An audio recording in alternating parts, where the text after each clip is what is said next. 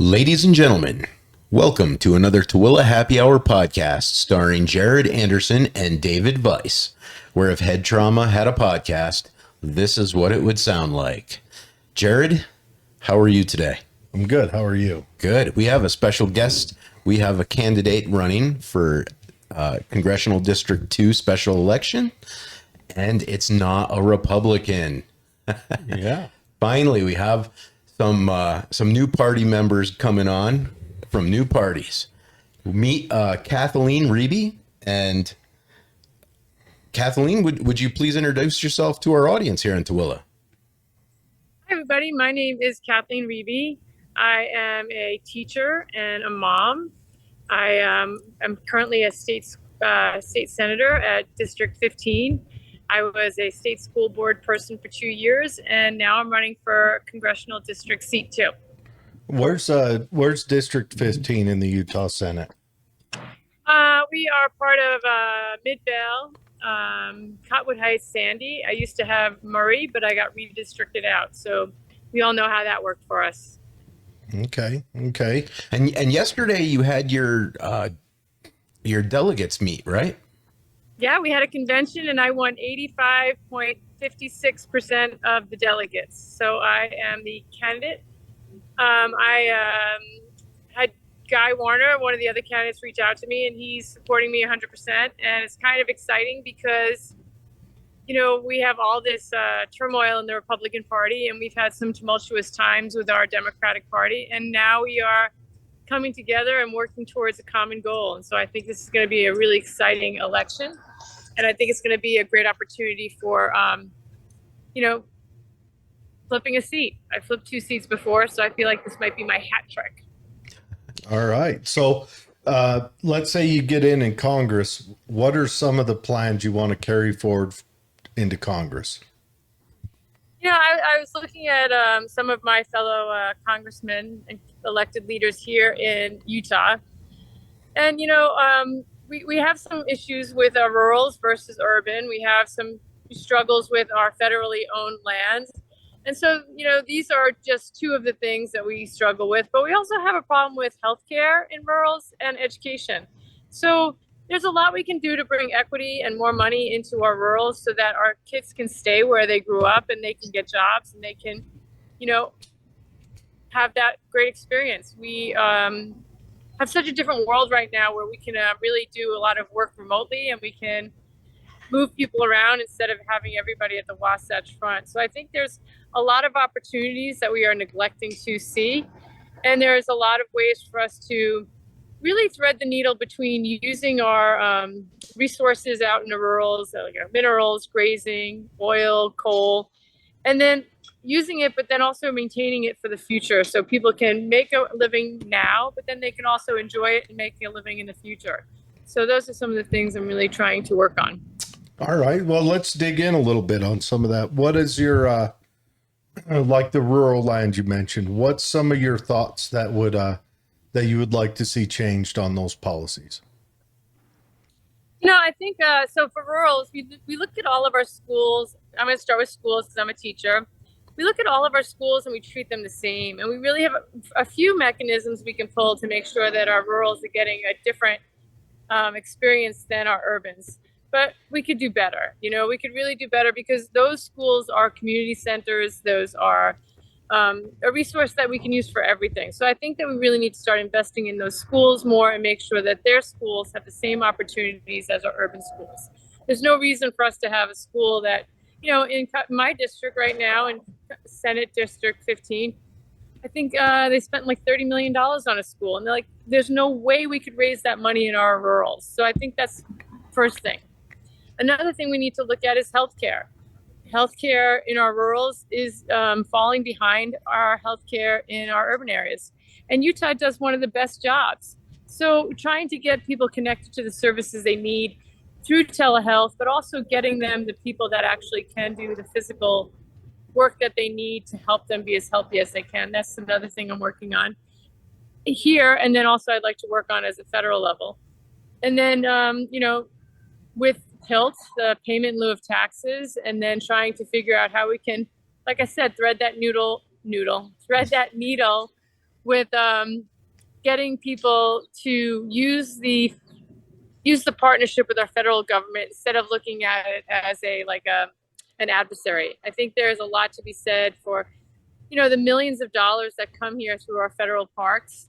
And it also saves us money by having the federal government take care of some of those parks. So I think there's a lot of work we can do to make sure that we are being partners instead of adversaries. When you talk about the medical field and our healthcare as a society, is there anything you could do on a federal level if you were elected to maybe force more seats to be available to medical students in our own Utah colleges? Because right now, I don't think they have.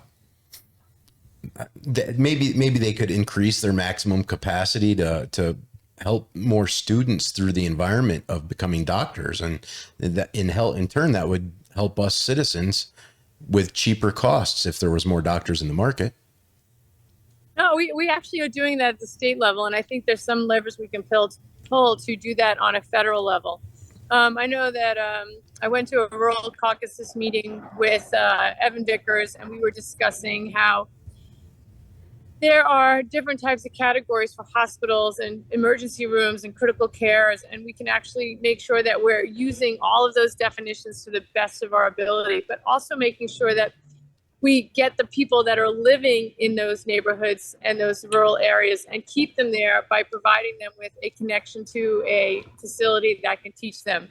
I think there's too frequently we think we have to go away to college and we have to go away and leave our community. There's plenty of ways we can partner with people in different areas and have clinics that are roving. So we did explore lots of ways that we can, tap into federal money to get those clinics and hospitals and rural centers up to running to capacity. But that would also give those people an opportunity to work in those fields instead of coming to, the Wasatch Front or going up to Montana or into Idaho to one of those universities to learn those skills.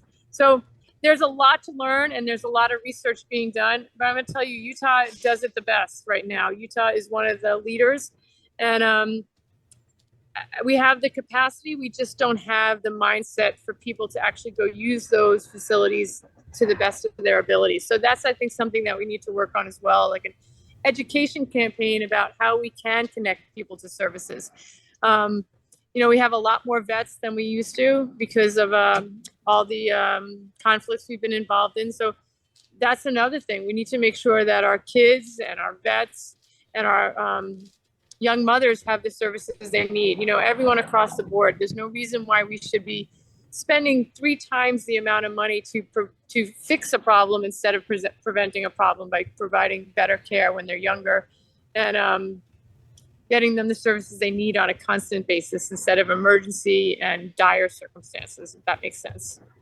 Yeah, an ounce of prevention is worth a pound of cure, so they say. Yes, I would say 700 pounds of cure, quite honestly. So you mentioned something in there.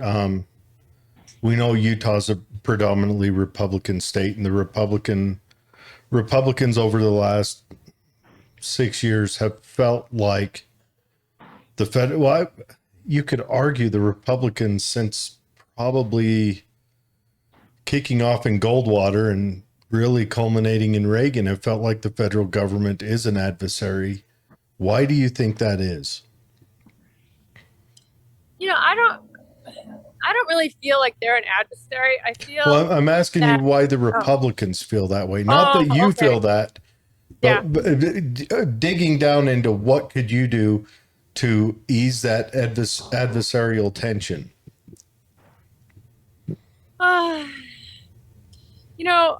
If you were to still man it, honestly, your best argument they would give.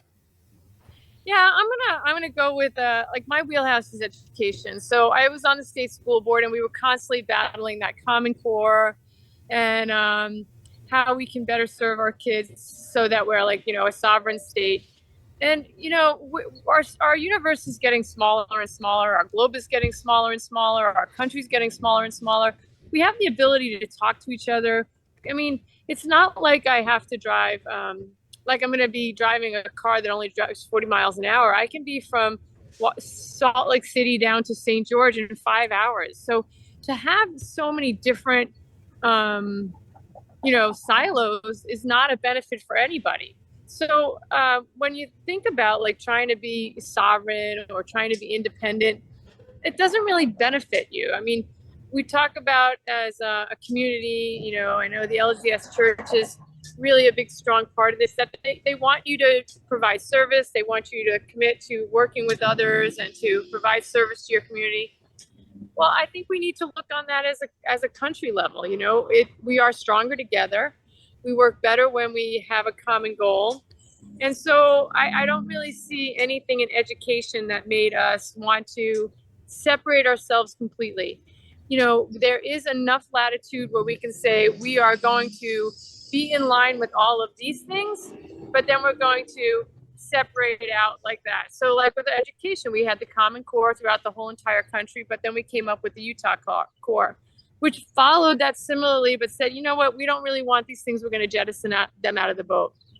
And I think there's ways for us to do that in every situation. There's no reason for us not to work with Idaho or Nevada or Montana to come up with better solutions. And we actually did that in education when we came up with our required assessment to file a No Child Left Behind like 20 years ago. We sold all of our questions to various states, and they were thankful that we had done that work for them. So I think that example shows you that we can work together. We can have common causes, but we also can fine tune it to make it meet the needs of us. Like I wouldn't want us to be like Texas, because Texas and Utah are not the same topography. But I also wouldn't want to be like California. But actually, like there's like a town in Connecticut that's more like Utah than Idaho is.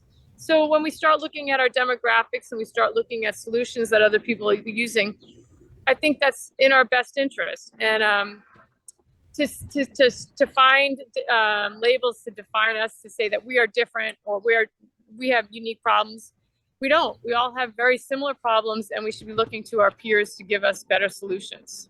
Are you okay if I give you a little bit of I don't want to be adversarial. I'm trying to be a nice guy this year.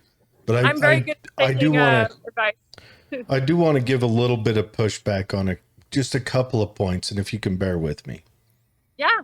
If you look statistically, since we've had the Federal Department of Education year over year has gotten more expensive, which is to be expected.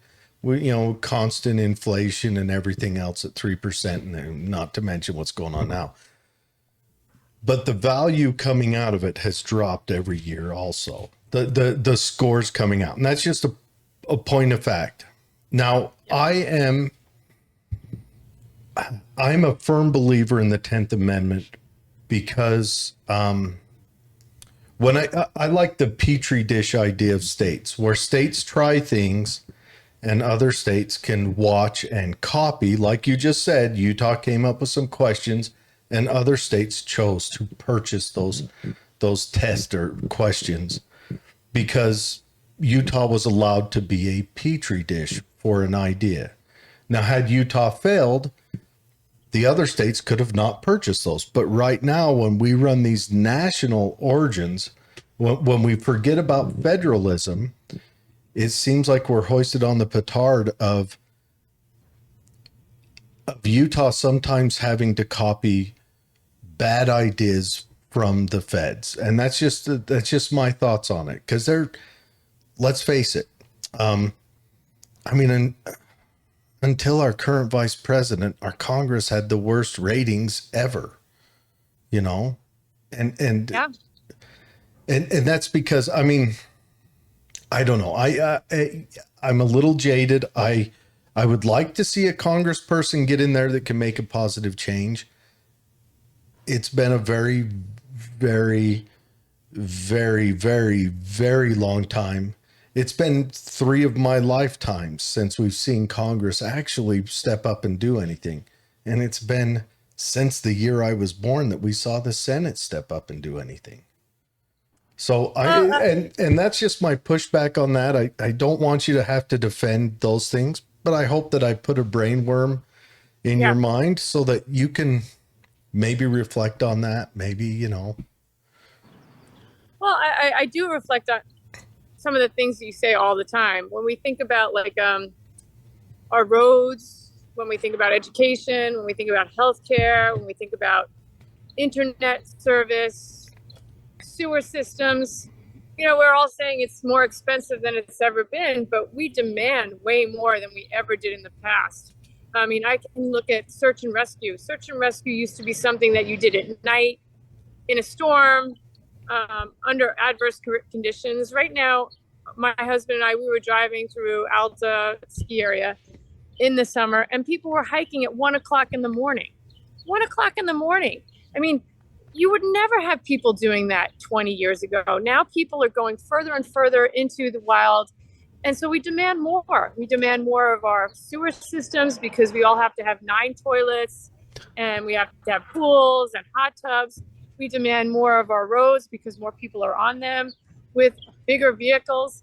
I mean, I just think that we have to look at how we've grown and not just think that like, oh, the good old days of it used to be better, but look at how much we've asked for our service and we don't put as much money into it. So I think that's something that as a mindset we need to change. But I do think that we need to maybe stop asking so much of some of our services and get back to some of the basics that we used to have, you know, and that's part of it as well. The other thing is that, you know, Utah has led the way. And I think that's something that we need to realize that we can change our mind. And that's something that people are so reluctant to do and saying, you know what, that wasn't working, let's stop. The other day I was running a bill in a committee and one of my senator friends said, oh, I hate when we do pilot programs. We always adopt them. And I'm like, well, that's a good thing. You know, if we're willing to do a pilot and check to see if it's working and then adopt it, I find like that's a success. And we always try to put a sunset date on it. So that's something that I'd like to see us do at the federal level. Let's start doing pilot programs. Let's put sunset dates on them. Let's review them and see what is working and then take away what isn't working. I think there's a lot of fat in the federal government that, you know, even when I was listening to my opponent talk about sacred cows, we have sacred cows in Utah. We have sacred cows in the federal level. We need to really start looking at them as statespeople instead of people that want to be like, oh, I passed that, you know? No, that's a good point. Pilot programs, I just don't like them coming from the federal office. Yeah. Because that is a bill that's hoisted on everybody. I still think states should manage as much as possible. Because let's face it, there is no law in Connecticut which is going to, especially surrounding water or the environment, which is going to carry over and translate into Moab. No. Well, if you thought about like what we're doing right now in Salt Lake City with having like, I know Nate Lewin tried to pass a low water mark, that would be a catalyst to change some of the practices. Yes, in Salt Lake, but Connecticut doesn't have the same drought pressures that we have. They don't have the same drought pressures. Nor would it be fair to push our drought pressures onto Connecticut and affect their life. And I think the feds commonly do that. And then let's face it, the federal government has gotten to where the bureaucracies seem to pass more laws than the legislature does. Well, my example is that we wouldn't have the same water laws, but we could follow a framework that would help us understand how we can change and manipulate how we deal with our water situations. Connecticut would be similar to Moab if we wanted to say like, hey, at this point, you're going to do this. At this point, you're going to do that. Not the same levels, not the same rules, not the same, like just a framework that you could say, hey, this is something you can do. This is something you can try. And, you know, we would probably be better working with Nevada or Colorado. Mhm. But I mean, I think every state would have a framework that was similar, but not similar, but a framework that we could, like a rubric that we could put some numbers into. That's why we need someone in Congress who's going to be a bulwark against these nationwide sweeping laws and say, no, this Yeah. should be dealt statewide, if at the most regionally. Yeah. I think that the states definitely have the most to say about what's going on. I mean, it's hard for us to say that the kids in New York City should be learning the same exact things as the kids in Utah. But, you should be teaching addition before you teach subtraction, before you teach multiplication, before you teach division. I mean, there is a natural progression when you look at stuff. So, I mean, it's a very broad framework that we should use because, you're not going to live in Utah your whole entire life, and you're not going to drive a car in Utah your whole entire life. All these things connect. So I'm saying a very broad framework we could work together with our states, but definitely making it so that it's unique and specialized to the needs of Utahns and Nevadans and Texans and stuff like that. No, I agree with that. I think that, I don't know. I'm a firm believer that just looking at the numbers, the National Department of Education has, if anyone was to measure it outside of itself, would call it a failure. It's an initiative that has failed. It has received negative outcomes for more demand. If someone comes up with a great framework for a law, I think it should be definitely put out on display for people to see as suggestive. I mean, I don't think it should be implemented by government force, but if it's a good idea, the best thing to do is to promote it in some fashion so that everyone can see it and then maybe manipulate it to their advantage, to their particular environment, for sure. So how old are you? Because I'm 54, and I can tell you when I was in school, if you couldn't learn how to sit in a seat and listen to a teacher talk to you, you were kicked out of your class. You were suspended. You were, sent to a bad boy school or a bad girl school. You were just like a throwaway kid, and we don't do that anymore. So, I mean, I know that education's gotten more expensive, but it's also, we don't have any more throwaway people. We look to save everyone. We look to find answers. I mean, we used to just say everybody had dyslexia. Now that we have oppositional defiance, we have ADHD, we have dyslexia, we have processing disorders. I mean, we've discovered that there's so many things that we can actually help people with in a more efficient way, that we are helping more people. And so now that we're keeping more people in school and we're actually measuring their success, we can say that they're failing. But when I was a kid, it was just like, oh yeah, we just kept passing them through, and then they graduated and no one could read. Now we know that they can't read when they get to 12th grade, or they can't read when they get to 8th grade. And that's a lot different. Look at Baltimore last year. I think Baltimore, they graduated with, what was it, 15% of their graduating class read at high school level. Yeah. Well, when I was in school, they separated us into 3 different groups. You had me, the slower kids, and then you had an intermediary group, and then you had the advanced kids.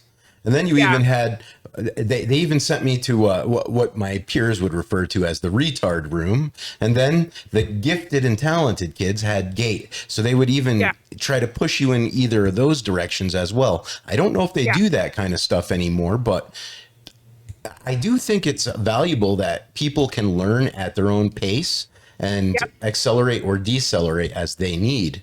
It did help. So then you bring up a great point. In your day and age, you didn't get to accelerate and de-accelerate at your own pace. It was like, oh, we're just going to jettison you off the boat.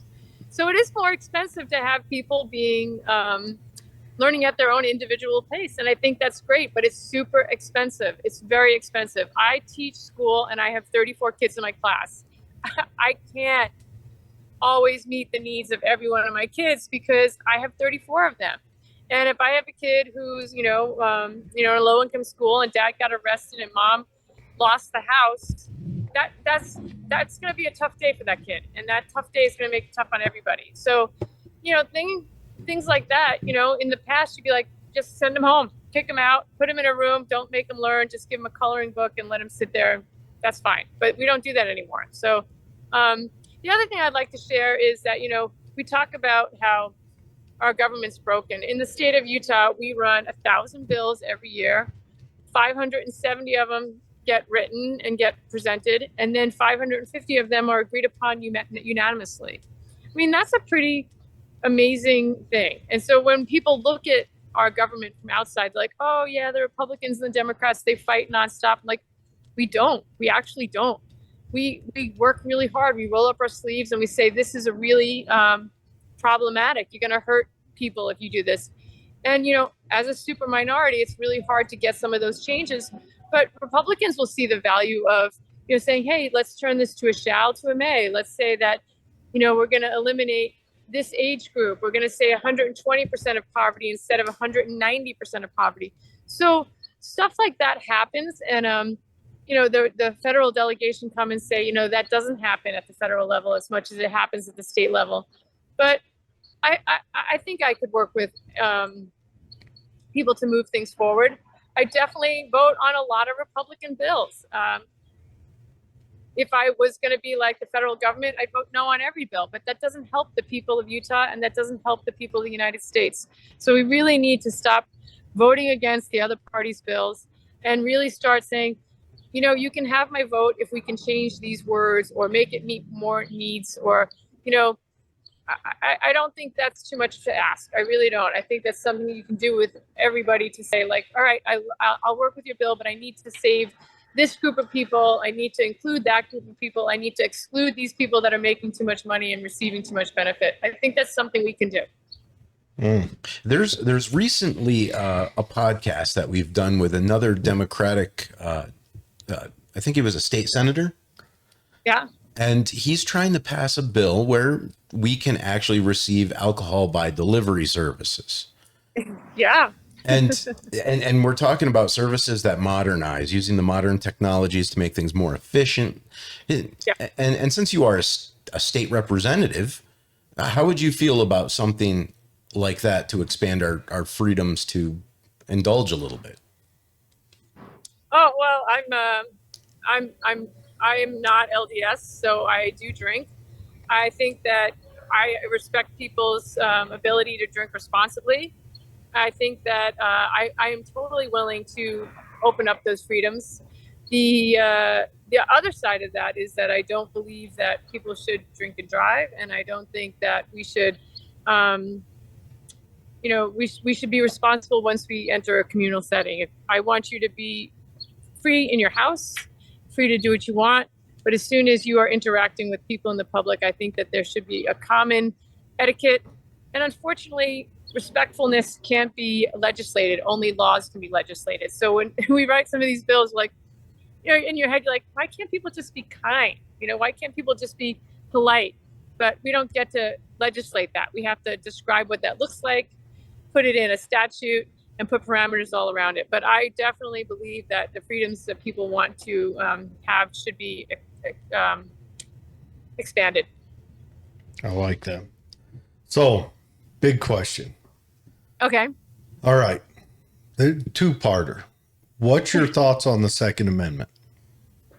Second Amendment. Well, I was talking about this with a friend of mine, and when you take your oath, you take an oath to respect the Constitution and uphold the Constitution. I respect the Second Amendment. I think the problem with it, as I just stated, is that we as a culture have people who are not respecting the weapons that they have, and I think that we have some crises going on. When I was running a bill just recently, I said, I don't know what the answer is, but we have to do something. There's people across the nation that are very concerned about their kids coming to school. They're concerned about going to religious services. They're concerned about going to concerts. And if you are someone who has a gun, a rifle, you've taken all the steps to secure it, you've done everything you can, there's no reason why you shouldn't be buying them, trading them, purchasing them, because you've already established a level. having somebody I saw on Twitter, some kid went in, he goes, I went in to buy a sweatshirt and I came out with an AR-15. And that might be hyperbole. I don't know. Oh, that's awful hyperbole. I don't know. Have you ever bought a firearm? No, I don't, but I think we should ask Hunter right now about that. Okay. The 4473, if he wasn't Joe's son, he would be going to jail because he lied on a form. And he threw that in a dumpster near elementary school? His girlfriend threw it in a dumpster behind a elementary school. I mean, but no, and we're both very pro 2A. We're both veterans. Yep.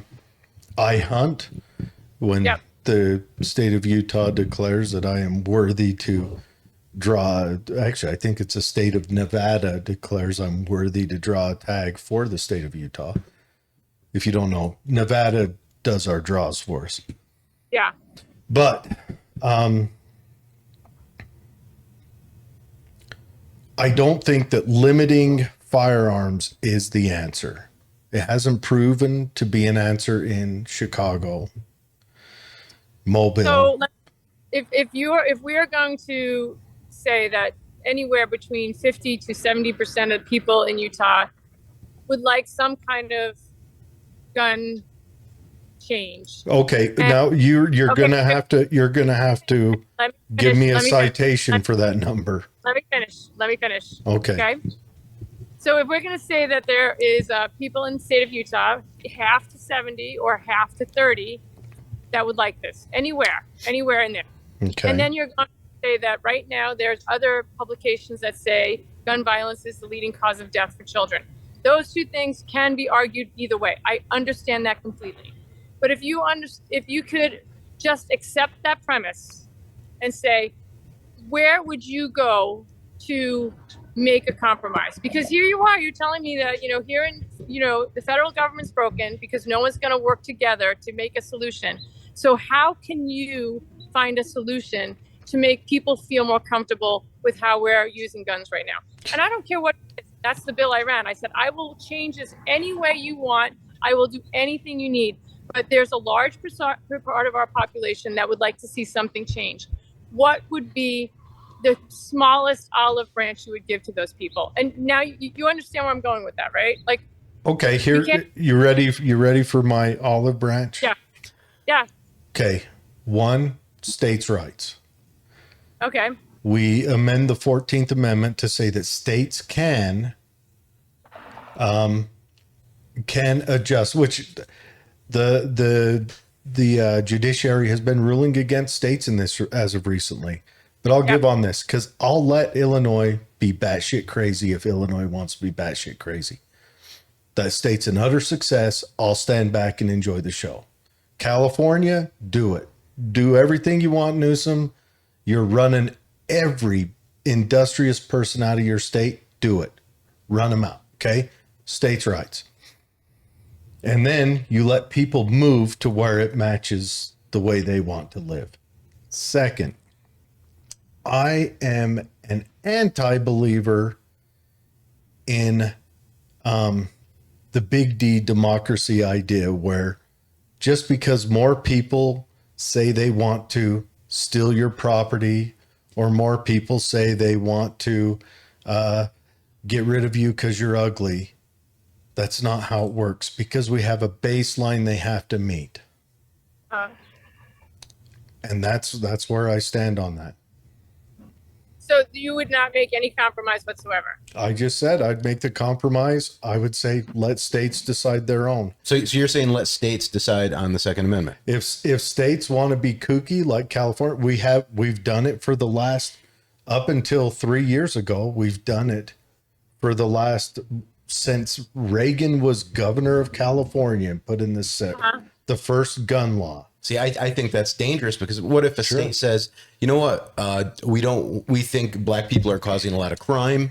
We want to ban black people living in these communities and then a majority vote. I don't like majority votes. I just explained that. One, I would hold my arms wide open and welcome my black brethren of gun ownership into my neighborhood. I think that it can get way out of rye if you don't have a framework. But It's already been way out of rye. Well, if you don't believe in the majority, what leads then? If it's not a majority of the people, what determines what's going to happen in your community? It's funny, the founders. Would you agree the founders were extremely intelligent, thoughtful, historically well read? They were intelligent. Yeah. Hamilton, Madison, Jefferson, all those cats. Would you agree they were intelligent and well read? Like they had understood the histories when they read the Greek histories and the Roman histories and the Persian histories, and that they kind of used that as a bulwark? Would you agree that there were a very homogeneous group of men Sure. who had very like ideas? I mean, yeah, they were super smart, but they all came from the same exact kind of scenario almost. I know, thank God, right? Otherwise we could have ended up with something like Mexico, God forbid, a schizophrenic mess from the Iberian Peninsula Iberian Peninsula, where you get into a civil war in 1830 and it don't ever end. I would disagree that the founding fathers were very similar, but they They were all probably white. They were all men. Were they all white? Was every one of them white?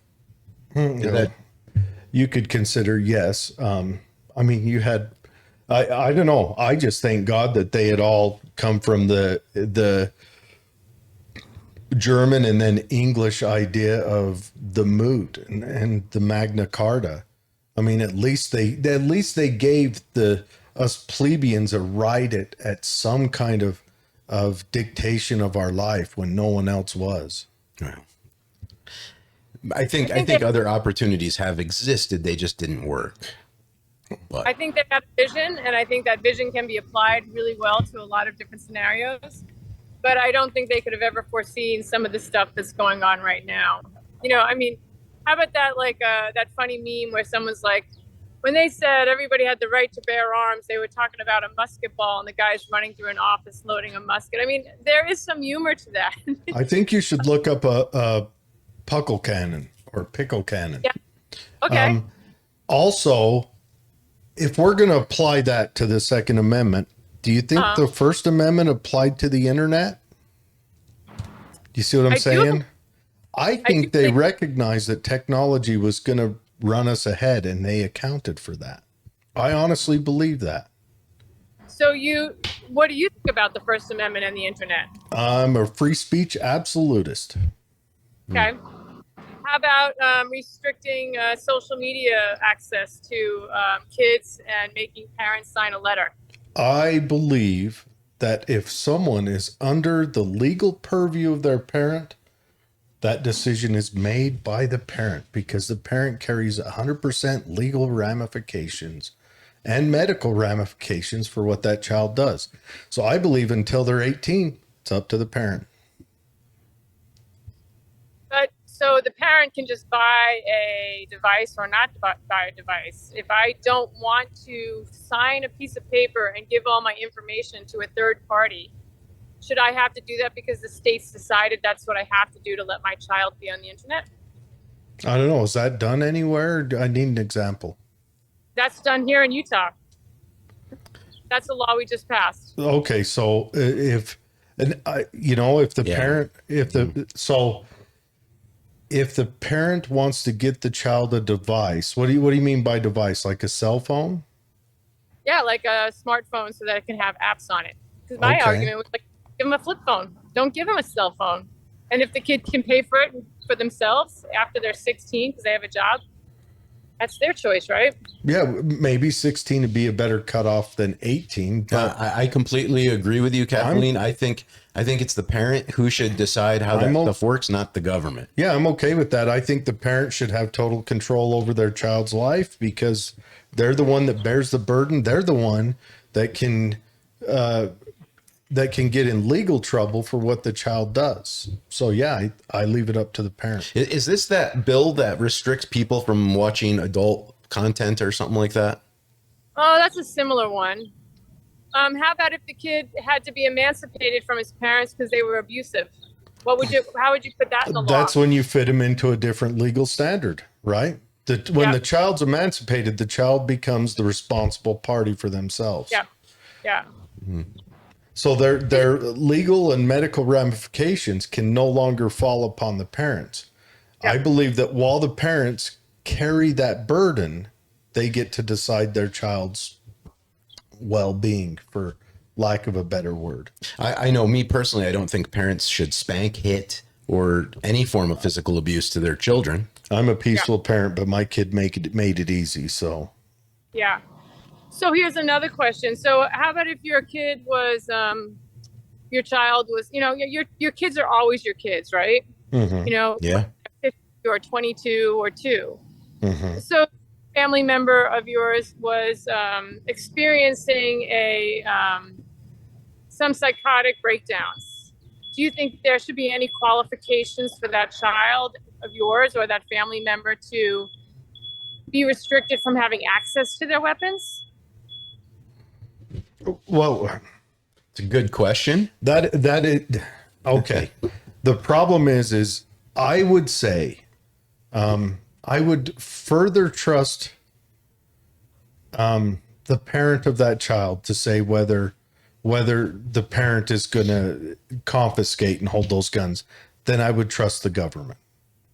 The government has made themselves adversarial over the last, they kicked off that way. Yeah, I think parents should have that right to do that to their children if they want to restrict their weapons. You know what? If Dave's a buddy of mine, we are not related. But if Dave started showing signs like that, I would go over and work on Dave to try to hold on to his weapons for him until he, recovered.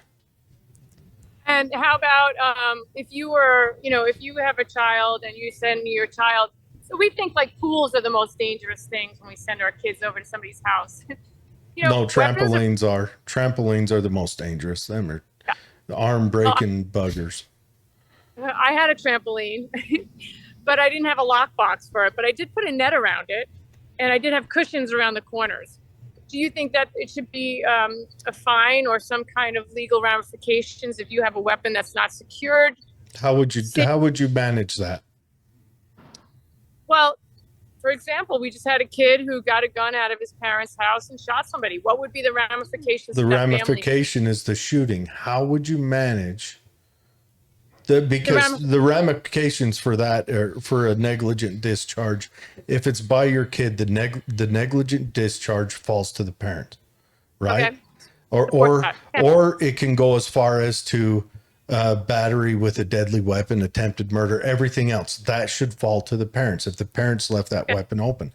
But you just said an unsecured weapon. How would you measure that? Would that just be a post crime being committed? Because I'm fine with that. You want to tack on something afterwards? 100%. Okay. But how do you do pre? Do you have house inspections? Do you then have to get a registration, then go house to house every once in a while? But like I just said, how do you legislate asking people to be responsible? You can't say this would be a good idea. You have to say this is the fine if something happens, So, I mean, and that's great. I'm all for that. I have a safe that I store my firearms in. Except for, I don't have any anymore. There's a whole boating deal. We don't need to talk about it, ATF. But no, if you want to have a legislation that has an added fine with if there's a negligent discharge because of fault of the parent and the child gets a hold of it, because I'm okay with post-crime convictions. I'm not okay with pre-crime convictions. Oh, I agree with you. But how do we... So I think that these are really interesting points because, when we first started going down this road, you're like, nope, nothing. And I'm like, well, now we have these other instances where you can say, oh, yeah, that's problematic. So, we are so lucky that we have not had a shooting in our school systems. But I'm going to tell you, there are many, many, many confiscated guns in our schools that are not being reported. It's very concerning. Yes, there are. I'm going to ask you a question now. Maybe I shouldn't, because if you don't know about it, I don't want you to think about it. Anyways, Do you know that Utah, I believe, is the only state that allows you to carry your sidearm on school grounds because it's state property What do you mean sidearms for police officers or for people? for civilians. Civilians. Yeah, they have walked into schools with their weapons on their hips. If I were to carry ATF and I hadn't lost all my down in the rod and boat club. But anyways, No. This is not ATF. This no, is no, no. average parent. I say that for the ATF if they're ever listening. Yeah. But I am a concealed carry person, and in the state of Utah, it is legal. I think we're the only state where it is legal. Are teachers allowed to carry sidearms? Yes, it goes district by district. In my district, it has to be concealed, and when they say it's concealed, it means that no one can know that you have it. And if people know that you have it, then you've actually violated your contract by having it not concealed. Yeah, I struggle with weapons in our schools. I really do. As a school teacher, it frightens me to no end. And when they attacked that Amish school like 10 years ago, I was in a relo, which is like a little portable. And all the kids in my class said, Miss Riebe, what are you going to do? They're coming here. And I said, I don't know. And I was pregnant at the time.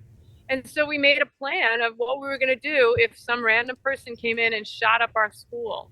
Like, that's a really tough conversation for me to have.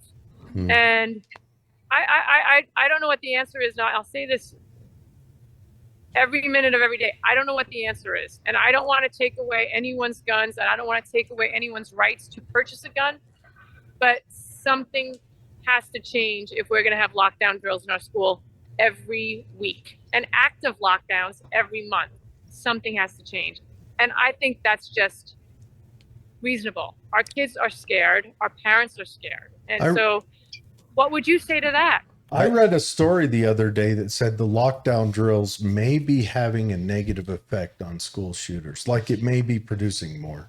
But I don't know. That was a study, and they're all too smart for me. I'm an IQ 47 moron. But I will say this.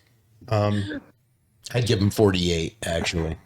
Depends. I just had a beer. Let me ask you this, No, Jared. I've got something to say. All right. Go ahead. That day and slept the night before. Okay.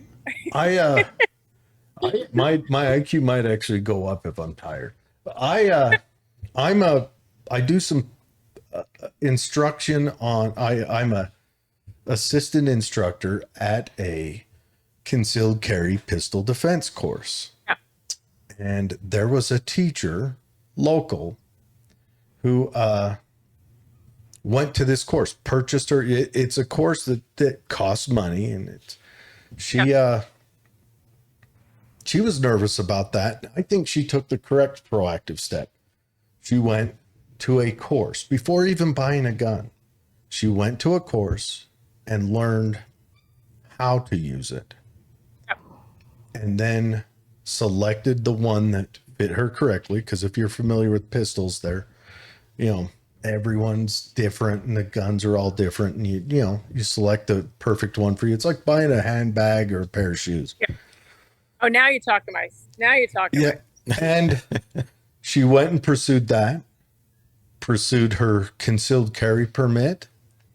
And because of that, just knowing that is the situation, if I had a child and I know which school she teaches at, that's the school I'd send my child to. I'll tell you the opposite story.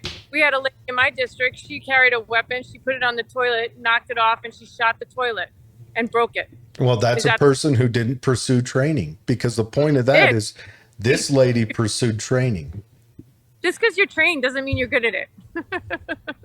Oh, I beg to differ.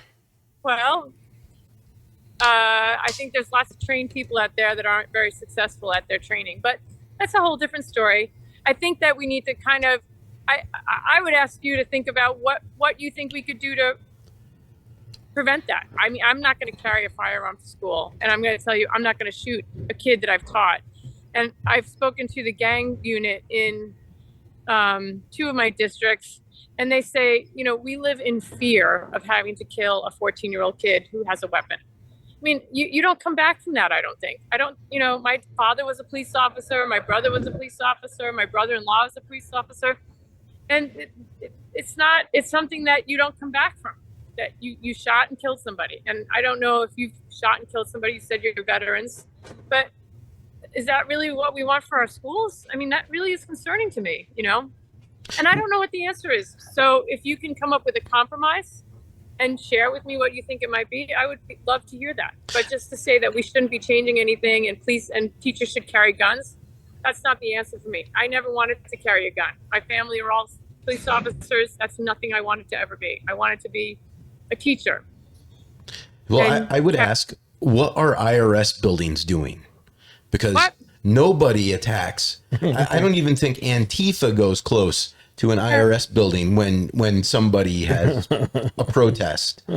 So whatever they're doing, I think we should take a look. That's the math phobia American people feel. They are so intimidated by math, they won't even approach an IRS building. Let me tell you, I went to DC in, this would have been 2016, 17. First time in DC. And I remember I get off the train station, and I'm walking down the street and I see the Federal Reserve building, right? Yeah. And the Federal Reserve building has the buildings. It's a substantial building, takes up a whole city block. Just on the face that faced me, 15 guys with P90s, just armed to the teeth. Were they teaching children in there? I don't know what a P90 is. It's a fully automatic. It's a personal. They can call it a personal defense weapon. It's a little submachine gun. Okay, so now I want to go back to where we started. You said school's becoming more and more expensive every time. Well, when I was a kid, my teacher didn't need a gun, a computer, and a P90 and training for that as well. So maybe that's what's making school more effective. I'm kidding with you. I'm totally kidding. Well, no, there's something to that, though. What were we doing differently back then, and what's changed to make people go crazy like this? That is, I think that is the $1 billion question. I mean, I have a theory about that. Okay. Yeah. Let's hear it. My theory is that I would like you and me to both make an agreement that there's no hill that we would ever die on, that we would always work to find a compromise. And so when I say 30 to 70 people want to see gun laws changed, could you meet me there somewhere? And we did find some common ground on that. Let me ask you a question. Yeah. Cyclists are nuisance on the road. Yeah. If the bicyclists, you see what I'm saying? You see where I'm going with this? Yeah. Should we restrict their? I'm also, along with all of my weird libertarian means, I'm a big believer in life, liberty, and property. Yeah. And so, I mean, we don't even need to cover how would you enforce making guns illegal in the U.S. I mean, Illinois had to slow roll it so hard. You would have a civil war. That's not what I said. See, this is the hill we're dying on. But how would you do it? What would you do? I don't want to make them illegal. I never said that. I want you. How can we move to a spot where both parties feel more comfortable? So if I asked you, should I be allowed to put guns on drones, you'd probably tell me no. Guns on drones? Yeah. Well, where are you going to fly them? Are you going to fly them over my house? Don't I have liberty over my house to have free airspace? Do I own that? Do I own the property? Do I own the airspace over my house? I would tell him no. I would tell him no for two reasons. One, how do you guarantee the direction the weapon is facing at all times? And two, how do you guarantee possession? Mm-hmm. And that's why I would tell him no. Hey, I got to get going. Yes. It's been nice chatting with you. No, it's good. You know what? Take a minute. I know we took up a lot of your time with the debate because I enjoy debate. That's okay. I would like you to just give your spiel. We're mostly Republican out here. So give your spiel on why Republicans should look at you to send you to Washington, D.C. to represent them. I think that when we start looking at people that are trusted and people that can advocate for their neighbors, they should be your neighbors. And so I go to school every day. I started my career out in Magna, which is part of CD2. And I work with families. And I see families every day struggling to put food on the table, figure out who's going to take care of daycare, figure out how they're going to get their lunches to school or buy their lunches or buy their dinners. I see these families struggling. I work really hard with rurals. I've worked with rural hospitals. I've worked for search and rescue. I work with these people and I talk to them and I go to work every day. And I am struggling with the same things that some of my peers are struggling with. So when you look at someone who wants to run for office, you should look to someone who has some of the same experiences that you do. In the Senate right now, one of my Republican colleagues told me that out of 29 senators, only 7 of them need to work. The other 22 are independently wealthy. I think we do a lot of good work in the Senate, but does a wealthy person who doesn't work have the same exact kind of needs that you and I might have? I don't know how many of them are veterans. We need to start putting people back in elected spots that have the same needs that we do, because I don't feel like my needs are being met by the federal government. And I look around in my classroom in my schools and I don't think their needs are being met. So I believe we need to put people like you and me that go to work every day and have similar concerns back into our elected positions. Good closing statement. I would agree with that. Outstanding. All right. Remind me again the pronunciation of your last name. Kathleen Riebe. It rhymes with BB. And I'm running for CD2. I'm a school teacher, a mom, and I was on the state school board for 2 years, and I am a current sitting senator for Cottonwood Heights, Midvale, and Sandy. All right, everyone. That's Kathleen Riebe. It's www.kathlenriebe.com. And of course, as always, a hot link will be in the show notes. Go and check her out if you're looking for something different, especially. We do have 1 or 2 Democrats out in the county, and hopefully they'll take a look at you and see where you're going. We got independents out here. I myself am an independent. But thank you for coming on, Kathleen. That was a good speech. It was a good chat. Sorry we got hung up in the 2A stuff because, passions are passions, We usually do. Yeah. Well, I want to find compromises, and I think all of us need to do that. And I think that, if we're going to say that the federal government's broken because they can't come up with solutions, it's because they can't come up with compromises. And that's what has to happen here. It has to happen. We have to start giving a little and getting a little and start meeting the people's needs that need them. Because not meeting needs isn't doing anybody any good. Or the federal government goes into gridlock for the next forever, and the states start managing themselves. And I think we'll see 50 little utopias that are individualistic. Even though utopia means it can't exist. But we don't need to go into.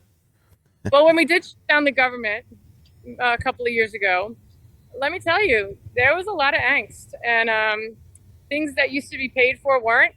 And I can tell you across every county, there were people hurting and hurting deeply.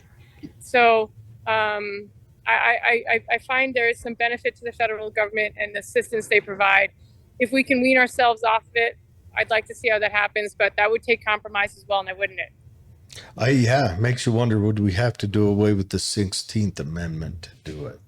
Yeah. I think that was a bulwark, and once they put that in, I think that was the final straw. Well, thank you so much for spending some time. And tremendously. If you wanted to have another chat or want to get a message out or anything, please reach out to us. We want to make ourselves available. I think this is gonna be an exciting race all around. I do too. I do too. It already is. Yeah, I think it's going to be exciting. And tomorrow night we have the Libertarian Cat coming on, so we'll Cool. chat with him and get their POV and everything else. But good luck, Kathleen. Thank you. Thank you, Kathleen. Have a wonderful rest of your day and everything else. And thank you so much. Thanks. Call me anytime. Thank Yes, you. ma'am. Bye. Bye.